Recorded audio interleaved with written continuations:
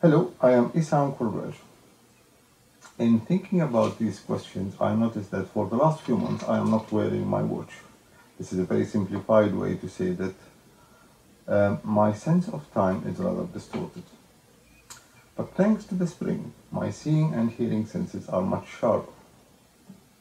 But like us all, in this topsy-turvy world, I am wary of my other senses, particularly the mother of all senses, my sense of touch.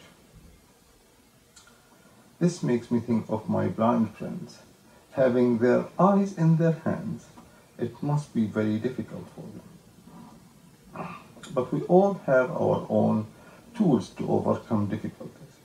As an artist, in 2007, I was struggling with depression, and I managed to overcome it by isolating myself in my studio for 7 months and religiously working on every single page of the Encyclopedia Britannica and producing 10,232 drawings. Now, unconsciously, I am using this lockdown to do something very similar. I am currently working on few pieces that has thousands and thousands of parts. And I found this long process sustain my focus very well.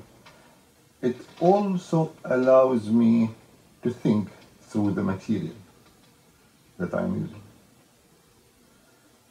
Equally, I am worried about this tiny agent of death and the way it has exposed many fault lines in our political, economic, and social systems. It also exposed our human fragility, regardless of our geographies. This makes me think about many people in deprived corners around the world, particularly the many in refugee camps where the privilege of distancing is impossible. Also, the people affected by wars, like many in Syria, the way they have to struggle with this, the lack of basics, as well as the falling bombs above their heads.